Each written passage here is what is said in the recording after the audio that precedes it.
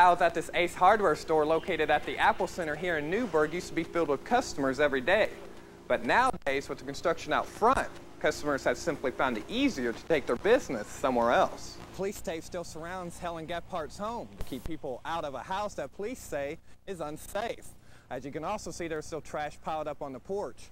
To give you an idea just how fast this water is rising, just yesterday the water was 20 feet in front of that road sign. A big difference from where I'm standing today. Residents living in the South Side neighborhood around Kentucky Avenue and Walnut Street say that on any given Friday and Saturday, anywhere between 200 to 300 people will gather around their homes to congregate. But even though credit card companies are banned from campus, they still have other ways of reaching students. One of those ways is by putting their credit card application into these bags. The investigation by Illinois State Police to wrap up. He will then decide if there will be any more charges filed against Aubrey Tucker, who is being held on a $5 million bond. Residents from all around Huntingburg gathered on the lawn of the Huntingburg Memorial Gymnasium to pay tribute to the heroes and victims of that tragic day 3 years ago. Instead of boiling their water, some Mount Vernon residents have opted to hit up their local grocery stores to purchase bottled water, a commodity that's becoming harder and harder to come by.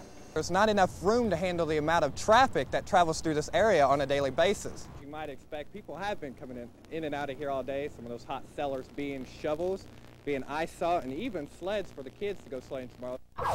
It hit so fast. The wind was so strong. In a scene all too familiar, strong storms once again battered parts of the tri-state. It's kind of like a bomb went off. I just yelled for everybody, get out of the tent, get out of the tent. Workers at Champion Ford, just off Southtown Boulevard in Owensboro, were caught off guard by the storm. And it just happened so fast. It went from no wind to 100-mile-an-hour winds, roughly, give or take, in a split second. High winds ripped apart a tent that was covering about 25 new and used vehicles. As soon as we got to the tent, the golf cart that we were on, I mean, in 2 seconds after we hopped off of it, it flipped. It peeled the front up, and as soon as the front came up, the whole tent just went, flipped in 2 lanes of cars. Car salesman Tom O'Brien got a little too close to the action. Stupid me, I come running straight through here, and I got between this right here and this right here, and I was probably about right here. And when I got here, this whole thing hit on the back of this, and glass was going every which way, and metal was flying, and I just kept running. So today, employees began to clean up a mess that will cost them around $100,000. Insurance will come through, and what they'll do is they'll help us repair the car. We will make the car right. We'll make it exactly the way it was, replace it with new parts, redo it. Everything will be fine, and we will sell those vehicles at a discount. In Owensboro, Kentucky, thank goodness everybody got out and everybody was okay. Jason Beisel, Newswatch 14, WFIE. Real quiet at first. He'd come into it after a while. Real good kid, though. Real good kid. This Vincennes University student, who wishes to remain anonymous, is a friend of Christopher Thiem and was with him less than an hour before he was last seen. He was at our house. Oh, he was at your house? Yeah. He just left our house when the cops were chasing him down here. How were they chasing him? Because he had something to drink. He says Thiem had about 4 to 5 beers and was outside that early Wednesday morning enjoying the unseasonably warm weather. And what made the cops come for him in particular?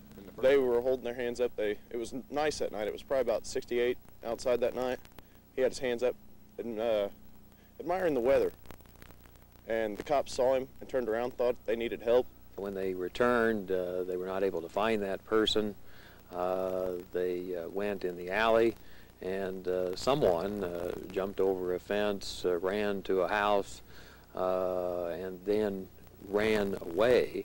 And the officers interpreted that as suspicious behavior. Chris already told us if he ever gets busted by the cops for being out drunk, he's going to run to the bridge.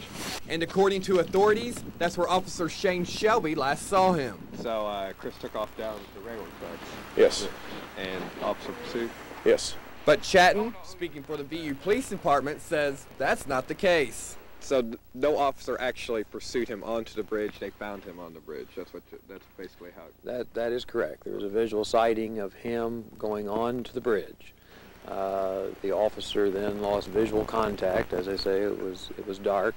Warned him to leave the bridge, and then broke off contact. This friend says police then told him to call a theme didn't return. When they revealed that to the Vincennes University Police Department, they then began intensive search efforts that have been ongoing. I wish there was some closure to it, because missing's worse than just some sort of closure, and I wish the real story would come out. In Vincennes, Indiana, Jason Beisel, Newswatch 14, WFIE.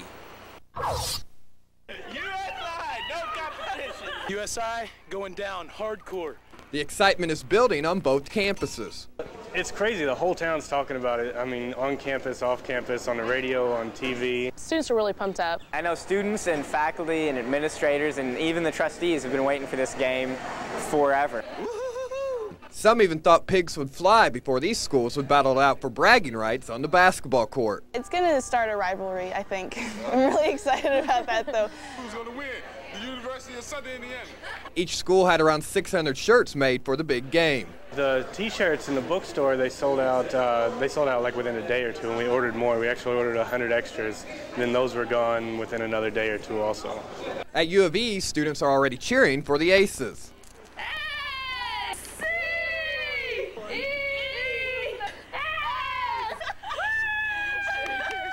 While at USI, students are working on doing a little dance. Earlier this year, whenever we went to cheerleading camp, the mascots learned a skit and a little spirit dance routine, and so we're going to do both of those for the crowd, just to get them laughing and excited, just to see the crazy Eagles shake our tail feathers. There are even some friendly wagers on the big game. Well, my brother went to UE, so we have a car wash bet to see whoever wins will have to wash the other person's car, I guess. So. This squirrel might think all these fans are just nuts, but both say they have the loudest fans in town.